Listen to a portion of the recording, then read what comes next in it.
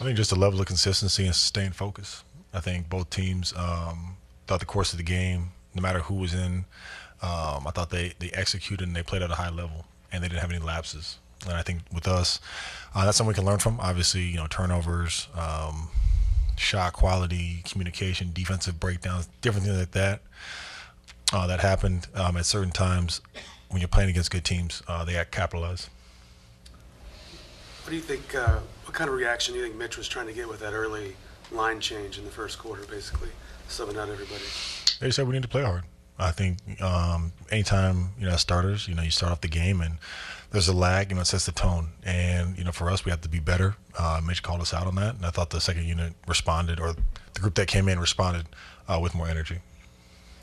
Speaking of that second unit, Keldon was certainly a bright spot tonight and has been, pretty much the second half of the season. What have you seen from him? Yeah, Keldon's been great. He's definitely one of the higher energy guys that we've had that consistently before and after the All-Star break has just been, a lively spirit for us in the locker room, a spark for us on the court. And it's been great to just see him just continue to build off, good performance after good performance. Might be an odd night to ask the question, but the Spurs did set a franchise record for threes in a season, breaking last year's record. Seems like every team is like breaking their own record over and over in this day and age. Like, how, in your course of your career, have you seen the three-point ball sort of evolve?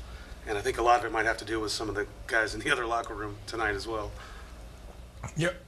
Well, how many of the guys in the other locker room? Oh, okay. Well, there you go. No, I think in general, obviously when I first came to the league, it was all about, logo game. I mean, obviously, Tim was a master of that, right? I mean, it was, you had two bigs, you know what I mean? You had a slower offense. There was maybe one designated guy on every team that shot threes. And now in today's game, I mean, you probably have one designated guy that doesn't only shoot threes, right? Like, that's just how things have changed in a decade, right? I mean, that's what everyone is hunting. That's what everyone is doing. That's how 90% of the teams are constructed now, 4 threes, for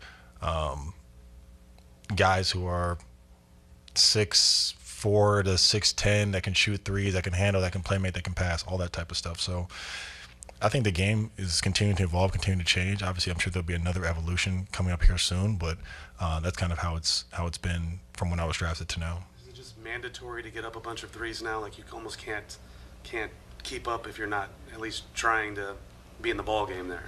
Yeah, well, I mean, obviously, not every three is the same, right? I think that's the distinguishing factor, right? Obviously, there's catch and shoot wide open threes, there's off the dribble threes, there's different things like that. So it's not simply just a matter of running down and hoisting them up, but which teams can generate the best shots. And with those teams that generate the best shots, usually a good amount of them are catch and shoot threes. Another weird one I wanted to ask you is Orlando's coming in here soon, and a guy you play with, Corey Joseph, is on that team.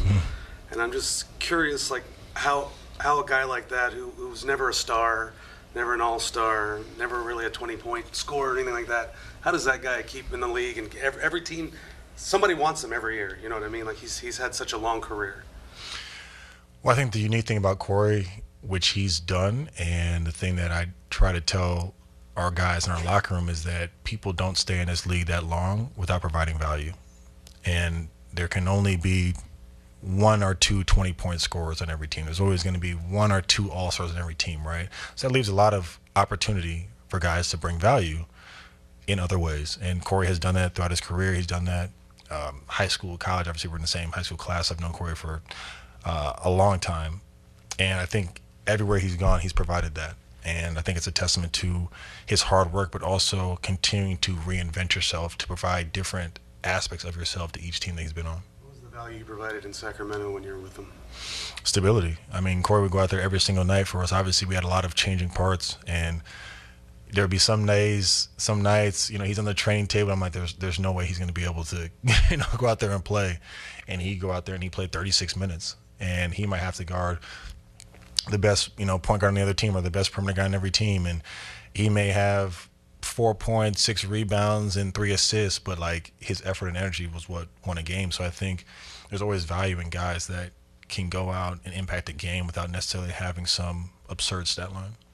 Charles, didn't play too much tonight, but he did get back on the court after missing a month.